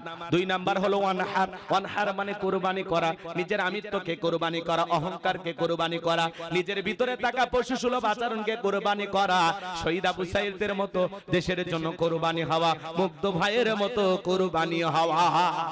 নিজের জান, মাল, অর্থ, সময় সব কুরবানি হবে কার জন্য? আর আমরা মনে করি কুরবানি মানে খালি গরু ছাগল জবাই করা। 7 জন একটা গরু ভাগে কেনে, 4 জন দড়ি ধরে টানে, পিছন থেকে 3 জন ঠেলে। এমন দুর্বল গরু, যেই গরুর উপরে বয়স্ক ভাতা ওয়াজিব, কিন্তু হাঁটে যাওয়ার শক্তি নাই, কোলে করে নিয়ে যায়। হুজুর বলতেছে ভাই এই দুর্বল গাবি জবাই করলে হবে না। বলে হুজুর উপরে হাত দেখা গেল, ভিতরে গোশত সেট করা আছে। কথা কন না কেন? ওই দুর্বল গরু যেগুলো বয়স বেশি হয়ে গেছে, টান দিবেনের থেকে বীরগঞ্জ চলে যাবে, আবার ছাড়ে দিবেন রসুলপুর বাজারে চলে আসে। কথা কন না কে আপনারা? এগুলো গাবি জবাই করবেন না। তা সরুন না দিন, চমৎকার হুষ্টপুষ্ট দেখতে সুন্দর গাবি জবাই করা লাগবে। কুরবানি রোজ আমি করব না, আপনাদের মসজিদের ইমাম সাহেব করবে। কিন্তু যারা কুরবানি দেবেন 3টা জিনিস খেয়াল রাখবেন। 1 নাম্বার হলো নিয়ত সহি করা লাগবে। ইন্নামাল আমালু বিন্নিয়াত, প্রত্যেকটা কাজ নিয়তের উপর নির্ভরশীল। অনেকে বলে কুরবানি না দিলে ছেলে মেয়ে মানুষের গোশতের দিকে তাকায় থাকবে, অতএব কিস্তি তুলে হলেও কুরবানি দেব। হবে না গো, হবে হবে। রাগ করেন, কই জামাই বাড়িতে গোশত না পাঠালে মান সম্মান থাকবে না। গ্রামে আমার কিছু টাকা পয়সা হয়েছে, যদি কুরবানি না দেই মানুষ কৃপণ বলবে। এরকম চিন্তা ভাবনাই কুরবানি দিলেই হবে না। আর আগে খাওয়ার নিয়ত কে? আউল লোক টাকা। রাগ করেন, আমি আপনাদেরকে বলতেছি না তো, এমনি ওই সমস্ত আপনারা ভালো মানুষ। শোনেন, কুরবানি দিতেছেন আল্লাহ খুশি করার জন্য, তাহলে নিয়ত হলো আমি আল্লাহকে খুশি করতে চাই। জবাই করার পরে আত্মীয় স্বজনকে দিয়ে খাবেন, গরিব দুঃখীকে দিয়ে খাবেন। কুরবানি করা মানে কি? ত্যাগ করা, উৎসর্গ করা, স্যাক্রিফাইস করা, বিলিয়ে দেয়া, বন্টন করা। ভোগের নাম কুরবানি নয়, ত্যাগের নাম কুরবানি। অন্যের মুখে 2 টুকরা গোশত দিয়ে হাসি ফুটানোর নাম হলো কুরবানি। আর আপনি খালি ফ্রিজ ভরাচ্ছেন আর মাসালা জিজ্ঞাসা করতেছেন ফ্রিজে কতদিন রেখে খাওয়া যায়। কথা কয় না কে? হ্যাঁ, এই কুরবানির গোশত ওই কুরবানি পর্যন্ত ফ্রিজে থাকে। খাইতে দিছে, আত্মীয় স্বজনকে বলে ভাই শক্ত শক্ত কেন? বলে কুরবানির গোশত ফ্রিজে ছিল তো। ওরে বদমাইশ, আছে না নাই? আর প্রতিবেশী মশলা বাইটা, আদা রসুন বাইটা, পেঁয়াজ ঝালমরিচ বাইটা বসে আছে, যদি কেউ 2-4 টুকরা দিয়ে যায় একটু বাচ্চাদেরকে রান্না করে খাওয়াবে। ছোট্ট গরিব বাচ্চাগুলো আহারে তাইকে বলে মা কম মশলা নিয়ে বসে আছো, কই রান্না তো শুরু করো না। ও মা একটু রান্না করো না, আমরা গোশত খাবো। ঈদের দিনে গরিব মানুষগুলো আরে মশলা বাইটা বসে আছে, আর আপনি একা খায় বিকেল বেলা মা সঙ্গে যায় গল্প করতেছেন। কুরবানি কিনে ঠকি নাই, জিতছি, গোশত 75 কেজি হয়েছে। হ্যাঁ, কথা কন না কে? আপনি ধনী, আল্লাহ দেওয়ার সামর্থ্য দিছে, 10 দিন পরে বাজার থেকে আবারও কিনতে পারবেন, কিন্তু ওই গরিব মানুষ 6 মাসে হাফ কেজি গোশত কেনার ক্ষমতা নাই, ওরে আগে খাওয়ান। এই রিজের কি চাচা বেজার হয়েছেন আপনারা? অনেকে মন খারাপ করে, কলজেত লাগছে নাকি? ভালো হয়ে যান, আমি আপনাদের ভালো চাই। আরে দুনিয়ার সামান্য খাওয়া কয়দিন রে ভাই, একটু মানুষকে দিয়ে ধুয়েই খাওয়া লাগবে। কথা কর। তাহলে 1 নাম্বার হলো আল্লাহকে খুশি করার জন্য কোরবানি দেওয়া লাগবে নিশ্চয়ই। 2 নাম্বার সুদের টাকা, ঘুষের টাকা, হারাম উপার্জনের টাকা দিয়ে কোরবানি দিলে হবে না। ভাগে কোরবানি দিলেও হারাম খোর বেনামাজির সাথে ভাগ দেওয়া শেষ শেষ, আর দাওয়াত হবে না। এই ওয়াজ করে আমার ইমামতি চলে গেছে। ওরা ইমামতি ওখান থেকে বাদ দিয়েছে, পরের মসজিদে যায় ওরা যা বেতন দিচ্ছিল আল্লাহ তার সাথে 6 গুণ বেতন বাড়ায়। তাহলে রিজেক্ট কমছে না বাড়ছে? আল্লাহ কয় এত বড় হক কথা বললি তো ঠিক আছে, তোর ইমামতি চলে গেল, যাই এসি মসজিদে ব্যবস্থা করে দিব। মারামা কন, এটা আল্লাহর খেলা। এক জায়গায় ইমামতি চলে যাবে, আরেক জায়গায় হবে। কথা কন নাকি আপনারা? বিরক্ত হয়েছে? সেই 10 সাল 11 সাল থেকে ইমামতি করি, রাগ করতেছেন? আলহামদুলিল্লাহ, এটা আমি কোন জায়গায় টাকা পয়সা চাই না, ইমামতি করি। কথা কি বুঝতে পারতেছেন? এই ওয়াজে 2-4 টাকা চাই নি, আর কি করবেন? একটা মাদ্রাসা বানাইছি, টাকা পয়সা লাগে না। কথা বলেন, 70 জন বাচ্চা, সমস্ত বাচ্চাদের খরচ আমি বহন করি। বাইরে কোনো কালেকশন নাই, কোনো কালেকশন নাই, যা কালেকশন করে আমি করি। কি বলে? কথা কন না কেন? রাগ করতেছেন আপনারা? সারা দেশের হাজার হাজার মানুষ ফোন দেয়, কয়টা দাওয়াত রাখবেন? এর মধ্যে 22 200 দাওয়াত রাখা লাগবে, যাতে ভালো দাওয়াত গুলো হয়। সব জায়গায় যাওয়া যাবে? এখনো কমিটি ফোন দেয়, কয় হুজুর 1000-500 টাকা দিয়ে ওয়াজ করে যান। কি করবেন? বলতেই পারে। এরকম যদি দাওয়াত নেই, কমপক্ষে 20 বছর বুক হয়ে যাবে। ওগুলো না, 22 একটু ভালো মানসম্পন্ন কমিটি, ভালো যাদের আয়োজন ভালো, কলিজাওয়ালা মানুষ, এদের ভাইয়ের কলিজা। কথা কন না কেন? এরকম কলিজাওয়ালা মানুষের দরকার। কারণ আমি আপনার এই টাকা দিয়ে মদ খাবো না, গাঁজা খাবো না, সিনেমা হল বানাবো না। আমি বানাইছি মাদ্রাসা, পাশাপাশি একটা মসজিদ বানাবো, গণকবরস্থান বানাবো ইনশাআল্লাহ। আর এইবার আল্লাহর গোলাম একটু হজে যাওয়ার নিয়ত করছে, একটু দোয়া করবেন আল্লাহ যেন কবুল করেন। এই মাসের 29 তারিখে হয়তো আল্লাহ চাইলে তারে গোলাম তার ঘরে যাবে ইনশাআল্লাহ। কি বাজান, দোয়া করবেন না আমার জন্য? বিরক্ত হইছেন আমার কথায়? একটা তাকবীর দেন, লিল্লাহি তাকবীর। তাহলে আল্লাহ পবিত্র, তিনি পবিত্র বস্তুকে ভালোবাসেন। হালাল উপার্জনের টাকা দিয়ে কুরবানি দিতে হবে ইনশাআল্লাহ। আর 3 নাম্বার, ফাসাল্লিলি রাব্বিকা ওয়ানহার। 1 নাম্বার হলো রবের উদ্দেশ্যে সালাত আদায় করা, আর 2 নাম্বার হলো রবের উদ্দেশ্যে কুরবানি করা। তার মানে আগে নামাজ পড়ো, তারপরে কুরবানি করো। তাহলে নামাজি হয়ে কুরবানি করব ইনশাআল্লাহ। আর ফজরের নামাজ নাই, ঈদের নামাজ নাই, 9টার দিকে নতুন লুঙ্গি পরে গরু দড়ি বেঁধে বসে আছে, আর বলে হুজুর এতক্ষণ লাগলো ঈদের নামাজ শেষ করতে, তাড়াতাড়ি জমা করে দেন, অনেক কাজ কাম বাকি আছে। দুলা ভাই, পিকনিক খাওয়া হবে, গোশত খাওয়া হবে, এই কুরবানি আল্লাহর দরবারে কবুল হবে না। আপনার নিয়ত সহি, টাকা হালাল, নামাজি। 10,000 টাকার একটা ভেড়াও যদি কুরবানি দেন, 20,000 টাকার একটা ছাগলও যদি কুরবানি দেন, ওই ছাগলের রক্ত, ভেড়া রক্ত জমিনে পড়ার আগে আল্লাহর কাছে কবুল হয়ে যাবে। ওয়ালাকি ইয়ানালুহু তাকওয়া মিনকুম, আল্লাহ বলে বান্দা তোর অন্তরে কি আছে ওইটা আমি আল্লাহ দেখব। সুবহানাল্লাহ। তাহলে আমাদের অন্তর পরিষ্কার থাকা দরকার আছে না নাই? 3 নাম্বার আয়াত, ইন্না শানিয়া কাহুয়াল আবতার। আল্লাহু আকবার বলেন। ইন্না শানিয়া কাহুয়াল আবতার। নবী গো, যারা আপনাকে লেসকালারির অংশ বলে, ও নবী আপনাকে নে বাজে ভাষায় গালি দেয়, মন খারাপ করবেন না, কষ্ট মনের মধ্যে নেবেন না, ওদের বংশে বাতি জ্বালানোর কেউ থাকবে না। নবী গো, আপনার ছেলে সন্তানগুলোকে আমি আল্লাহ উঠায় নিলাম। কাফেররা সমালোচনা করে, কষ্ট মনের মধ্যে নেবেন না। আপনাকে মহব্বত করে, আপনাকে ভালোবাসার কোটি কোটি রুহানি সন্তান আমি আল্লাহ দুনিয়ার জমিনে পাঠাবো, যারা আপনার জন্য জীবন দিতে প্রস্তুত থাকবে। বলুন সুবহানাল্লাহ। পৃথিবীতে 200 কোটির উপরে মুসলমান, আমরা সবাই নবীজির রুহানি সন্তান। এটা মারহাবা কর। ফ্রান্সের জালেমেরা নবীজির কার্টুন প্রদর্শন করে, নাকটা বেঁকা করে দিয়ে মুখে কয়েকটা দাড়ি লাগায়া বড় বড় কার্টুন দেয়ানে প্রদর্শন করে, কার্টুন লাগায়, বলে ইনি মুহাম্মদ। জোরে কোন নাউজুবিল্লাহ। আমার নবী কি দেখতে কার্টুনের মতো? এই পৃথিবীর সবচাইতে সুন্দর মানুষটির নাম মুহাম্মদ রাসূলুল্লাহ সাল্লাল্লাহু আলাইহি সাল্লাম, যে নবীর চরিত্রের সার্টিফিকেট আল্লাহ দিয়া বলেন ওয়া ইন্নাকা লাআলা খুলুকিন আযীম। আল্লাহ থেকে বলে নবী গো, আপনি হলেন পুত্র পবিত্র মহান চরিত্রের অধিকারী। আযীম আরবিতে এমন একটি শব্দ যার গভীরতা মাপা যাবে না। নবীর চরিত্র নিয়ে আলোচনা করলে কুল কিনারা খুঁজে পাওয়া যাবে না। বলুন সুবহানাল্লাহ। যে নবী 63 বছরের জিন্দেগিতে একটি মিথ্যা কথা বলেননি, এমন বিশ্ব রেকর্ড পৃথিবীর আর কোন নেতার আছে? জীবনে কখনো তুমি মিথ্যে বলনি, তাই তো তোমায় পেতে কাঁদে এই ধরনী। জোরে কোন মারহাবা। 63 বছরের জিন্দেগিতে একটি মিথ্যা কথা বলেননি মুহাম্মদ রাসূলুল্লাহ সাল্লাল্লাহু আলাইহি সাল্লাম। কেমন সোনার মানুষ ছিলেন। সেই নবীকে অকথ্য ভাষায় গালি দিয়েছিল একজন ব্যক্তি, যার নাম ছিল ওলীদ বিন মুগীরা। অকথ্য ভাষায় নবীকে গালি দেয়, আল্লাহ সহ্য করলেন না, আয়াত নাজিল করে বলেন উতুল্লিম বাদা যালিকা জানিম। নবী গো, এই ওলীদ বিন মুগীরা হলো পিতৃ পরিচয়হীন যার সন্তান, এর জন্মের ঠিক নাই। ওলীদ বিন মুগীরা ডেকে বলে নবী, এত বড় কথা আপনি আমাকে বললেন, ঠিক আছে আপনি থাকেন। ছেলেটা বৈধ না অবৈধ জানে কে? ফ্যাক্টরির মালিক, তার মানে তার মা। তার মায়ের কাছে চলে গেল, তার মায়ের নাম ছিল ঝর্ণা। ডেকে বলে মা, করবি না কোনো তাল বাহানা, নবী মুহাম্মদ আমাকে বলেছেন তুল্লিম বাদা যালিকা জানিম, আমার নাকি জন্মের ঠিক নাই, আমি নাকি পিতৃ পরিচয়হীন যার সন্তান। ওলীদ বিন মুগীরার মায়ের নাম ছিল ঝর্ণা।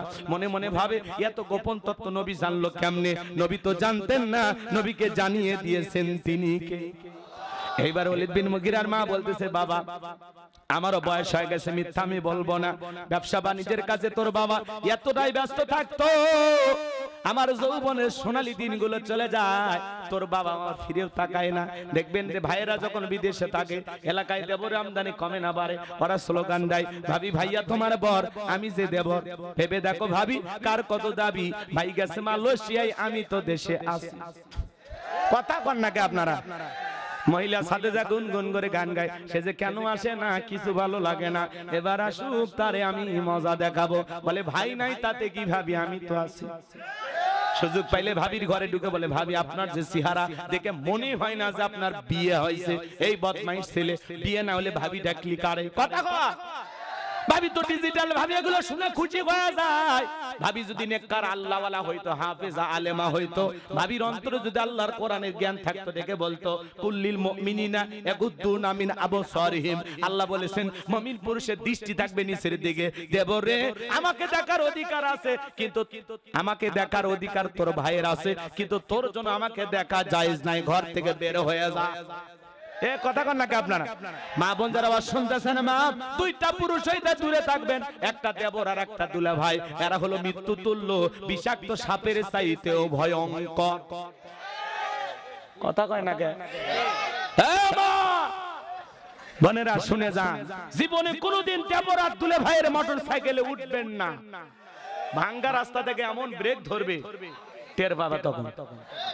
পাগলিরা বোঝে না, খালি ওয়াজ শোনে। মাঝে মাঝে দেখেন না, দেবর কেনে ভাবি উধাও, শালিক নিয়ে দুলে ভাইয়ের খবর নাই, নেটওয়ার্ক বিজি আছে না নাই? সমাজ শেষ করে দিয়েছে, মূল অস্ত্রের নাম হলো মোবাইল। এই মোবাইলের ওজন কম, কিন্তু মোবাইলের মাধ্যমে পাপের ওজনটা অনেক বেশি। ঘরে জানালা দরজা লাগায় একা একা মোবাইলে কম্বলের ভিতরে কথা কয় না কে, উল্টা পাল্টা ভিডিও দেখে। মা যখন দরজা না করে, রুবেল ভিতরে কি হয় রে, তখন বাংলাদেশের স্বাধীনতার যুদ্ধ পড়ার ভান করে, বলে মা সামনে পরীক্ষা তো পড়তেছি, কথা কয় না। আর মা যখন চলে যায় আবারও মোবাইলে উল্টা পাল্টা ভিডিও দেখে। আছে না না? দেশে মোবাইল আইছে, চিঠি বন্ধ হইয়াছে, দিওয়ানা বানাইছে, পোলা মাইয়ার মনের কথা ভাসে বাতাসে। কি চাচা বলবো, রাগ করবেন না তো? দেখো পোলা পানের মন বাদা ফেসবুকে এখন, মোবাইলে চ্যাটিং কইরা কাটায় সারাক্ষণ। এই মোবাইল পাইয়া দেখো মদনের মাইয়া, এই মোবাইল পাইয়া দেখো মদনের মাইয়া কি কাণ্ড ঘটাইছে, স্বামী সংসার রাইখা নাকি পালাইয়া গেছে, সে যে স্বামী সংসার রাইখা নাকি পলাইয়া গেছে। 2 বাচ্চার মা, 4 বাচ্চার মা পরকীয়া প্রেম করে আরেকটা ছেলের হাত ধরে পালিয়ে যায়। যে নারী স্বামী রেখে সন্তান রেখে আরেকটা পরপুরুষের হাত ধরে পালিয়ে যায়, ওটা নারী না, ওটা নারী জাতির কলঙ্ক, বিশ্বাসঘাতক নারী। কেমনে পারলাম আর স্বামী রেখে সন্তান রেখে আরেকটা ছেলের হাত ধরতে? কেমনে পারো, কেমনে পারো মা? এই কথা কর না কেন? বাড়ি হলো সেই টাঙ্গাইল, চলে আসছে দিনাজপুর। কি হয়েছে মা? বলে এই গ্রামের বলতো। কি করছে? বলে মোবাইলে আমার সাথে প্রেম করেছে। আর কি করেছে? বলে আমরা স্বামী স্ত্রীর মতো হোটেলে ছিলাম। তো কি হয়েছে? বলে এখন ফোন ধরে না, বিয়ে করবে না। তো সমস্যা কি মা? বলে আমি নিয়ত করে আসছি, যদি আমাকে বিয়ে না করে আমি আত্মহত্যা করে মারা যাব। তো বলতেছে তোমার আগে বিয়ে হয়েছে? বলে হ্যাঁ। তো আগের স্বামী কয় ডিভোর্স দিয়েছে, বাচ্চা 2টা আছে, মায়ের কাছে রেখে আসছে। তুই এখন এই বল্টুর কাছে কি চাও? বলে আমার পেটে 3 মাস, ওই সন্তানের বাপ, পরিচয় না দিলে আমি মরে যাব। এরকম মহিলা তো মরে যাওয়াই উচিত। ও মা, তুমি খাদিজা ফাতিমার উত্তরসূরি মা, তোমার পেট থেকে নবী রাসূলদের জন্ম, সাহাবায়ে কিরামদের জন্ম, ওলি আউলিয়াদের জন্ম, মুফতি মুহাদ্দিসের জন্ম, তোমরা হাফেজের আলেমের মা। ও মা, নিজেকে এত সস্তা বানায় না। নারীর মর্যাদা অনেক বেশি, অনেক বেশি, অনেক বেশি। পর্দায় থাকো। নিজের সম্মান যদি বাড়াইতে চাও পর্দায় থাকো। আসিয়া প্রমাণ করে দিল দুলা ভাই কখনো আপন ভাই হয় না, তাওই কখনো বাপের মতো হয় না। অনেক শিক্ষকের কাছে মেয়েকে পড়তে দেন, শিক্ষকের বাচ্চা আপনার মেয়ের পেটে। তার মানে কি শিক্ষক হইলেই বাপের মতো হয় না? কথা বলেন ঠিক কিনা? হাজারো ঘটনা ঘটতেছে কিন্তু আমরা শিক্ষা গ্রহণ করি না। মা বোনদেরকে বলবো, মা খবরদার নিজেকে সস্তা বানাবেন না।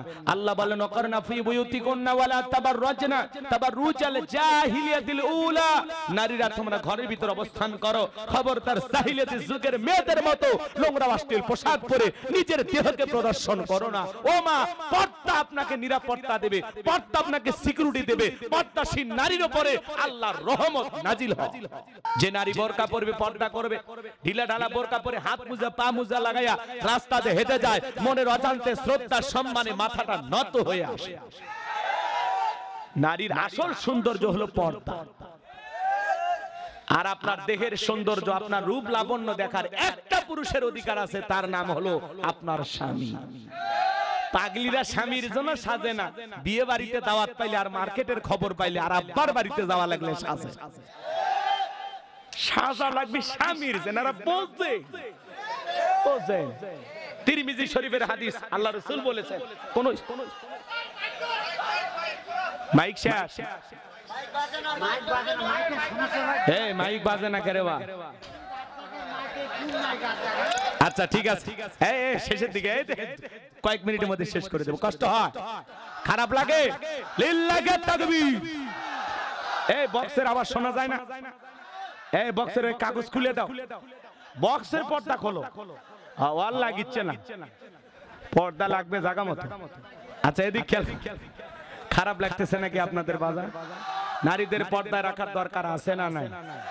মা বোন যারা বসেছেন, আমার 4টে আমলে 8টা জান্নাতের দরজা আপনাদের জন্য খোলা। 1 নাম্বার নামাজ, 2 নাম্বার রোজা, 3 নাম্বার ফরজ পর্দা, 4 নাম্বার স্বামীর খেদমত। কথা বলে ঠিক কিনা? আমল কম দাম বেশি, আর কিচ্ছু করা লাগবে না। এই 4টে আমল করতে পারলে মা বোনদের জন্য 8টা জান্নাতের যে কোনো দরজা দিয়া নারীরা জান্নাতে প্রবেশ করবে। বলুন সুবহানাল্লাহ। এজন্য মা নিজেকে সস্তা বানাবেন না, বেপরদায় চলাফেরা করবেন না। মা স্বামীর আনুগত্য করবেন, স্বামীর কথা শুনবেন। বাহিরে গেলে পর্দা করে যাবেন। বাইরে যাইতে হবে, প্রয়োজন আছে, কিন্তু পর্দা করে যাবেন। আল্লাহ যেন মা বোনদেরকে পর্দা করার তৌফিক দান করেন। অনেক বোনেরা আছেন বোরকা পরেও নাচানাচি করে, লাফালাফি করে, উল্টাপাল্টা ভিডিও আমরা অনেক সময় সোশ্যাল মিডিয়াতে দেখি। এই সমস্ত মা বোনদেরকে বললো, মা পর্দার অসম্মান করবেন না। যদি নাচায় লাগে তো কাপড় খুলে দেন। কথা কন না কেন? খবরদার। মানুষ বলবে যে বোরকা পরেও দেখো কি শয়তান। মা বাবার চাপে পরে বোরকা পরলে যা হয়, কথা কন না, বোরকা পরে নাচবেন না। খবরদার। কলে বলেন মুসলমানের মেয়ের জন্য নাচ গান করা জায়েজ না হারাম? আপনার মেয়ে বিদায় অনুষ্ঠানে, নবীর বরণ অনুষ্ঠানে নাচে, বৈশাখে নাচে। এই যে বৈশাখ আসিতেছে 14 এপ্রিল, বৈশাখের নামে রং তামাশা চলবে। পান্তা ইলিশ খাওয়ার জন্য যুবকেরা দোকান খুলে বসে থাকে, তরুণেরা বসে থাকে, নারীরা আবার শাড়ি পইরা, ঢোলকওয়ালা, কুলেওয়ালা, মাছের ছবিওয়ালা শাড়ি পইরা আইসা পান্তা খাইতেছে। আহা, এমনিতে বৈশাখ মাসে যে পরিমাণে ঝড় তুফান হয়, আযাব গজবের অভাব নাই।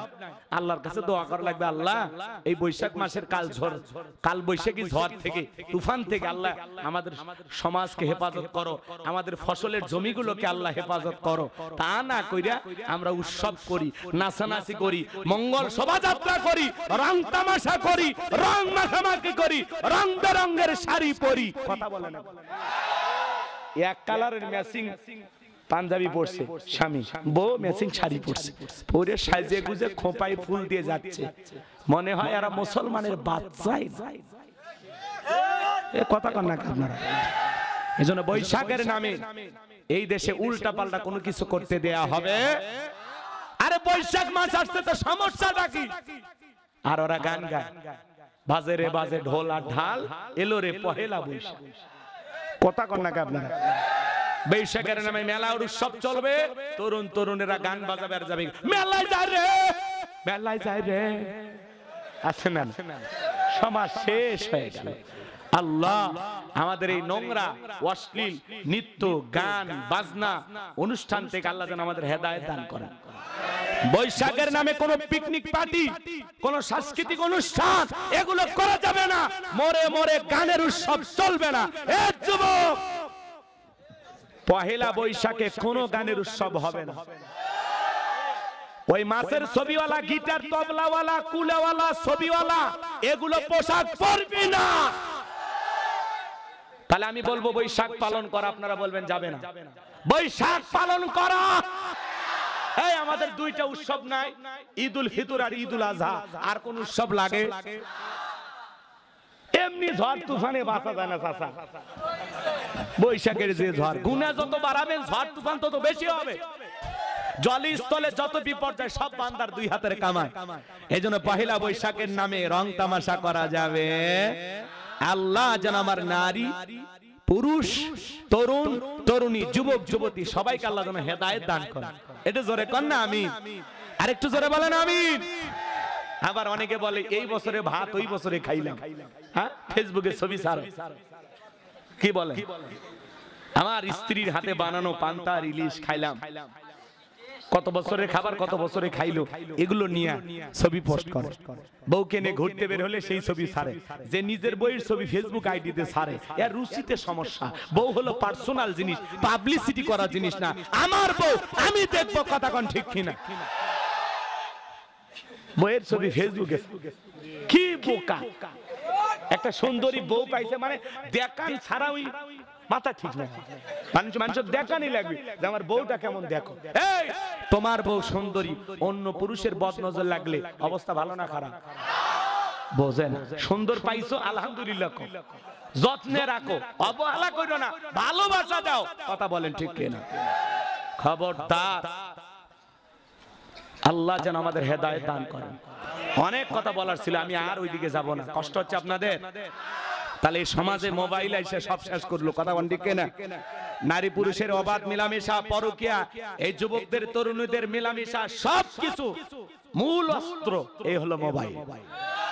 আগে চিঠি লিখতে ভয় পাইতো, মায়ের হাতে পড়ে না নানির হাতে, আর এখন মোবাইলে খালি একটা এসএমএস পাঠাইলো, আই লাভ ইউ জান, শেষ। মেয়ে আবার ওপার থেকে লেখে আই লাভ ইউ টু। কথা কন না কেন? এরপরে দেখা হলো, ফুসকা খালো, প্রেম হয়ে গেল। এই হলো যুব সমাজের চরিত্র। কথা কন ঠিক কিনা? স্কুল ছুটি হবে, এতিমের মতো তাকায় থাকে, মানে ভিতর থেকে আর মা বের হয়। এরকম যুবক আছে না? না। আল্লাহ যেন যুবকদের হেদায়েত দান করেন। এটা জোরে কর না আমিন। তাহলে বিবাহের আগে কোন ধরনের অবৈধ প্রেম ভালোবাসা করা যাবে জায়েজ না হারাম? মুসলিম হিসাবে হারাম কোন সম্পর্ক করা যাবে না। হালাল স্ত্রীকে ভালোবাসবো, বিয়ে করার পরে আমার জীবনের সব ভালোবাসা আমার স্ত্রীর জন্য। কোন স্বামী যদি স্ত্রীর মুখে এক লোকমা খাবার তুলে খাওয়ায়, আল্লাহ রাস্তায় সদকা করলে যে সব, স্বামীর আমল নামায় আল্লাহ সেই সব লিখে দেয়। কোন স্ত্রী যদি রাতের বেলায় স্বামীকে খুশি করার জন্য সাজাগোজা করে, শাস্তে যে সময়টা যায়, নফল নামাজ পড়লে যে সব, স্ত্রীর আমল নামায় আল্লাহ সেই সব লিখে দেয়। মা বোনদের বলি, মা রাতের বেলায় পরিপাটি হইয়া, নতুন 3 পিস পরিয়া, শাড়ি পরিয়া, সাইজা গুইজা আপনার বল্টুর বাপের জন্য অপেক্ষা করবেন। যখনই রাতের বেলা আসবে, খবরদার, সন্তানেরা জায়গা আছে ওই সময় আবার সাইজেন না। তখন বলবে আম্মা আবার কই যাবেন, ঝামেলা। অতএব বাচ্চারা ঘুমাইলে কথা কয় না, সাইজে গুজে অপেক্ষায় থাকবেন। স্বামী যখন আসবে গেটটা খুলে দিবেন। আপনার দেখে জানো, আপনার স্বামী বলে, পরে না চোখের পলক, কি আমার বইয়ের রূপের ঝলক, কি দেখতেছি। আপনারে দেখে যেন আপনার স্বামীর মনটা খুশি হয়ে যায়, আনন্দে আত্মহারা হয়ে যায়। কথা কোন ঠিক কিনা? স্বামীকে খুশি করাই আপনার কাজ। পাগলিরা সেরা 3 পিস পরে ঘরে, কথা কোন না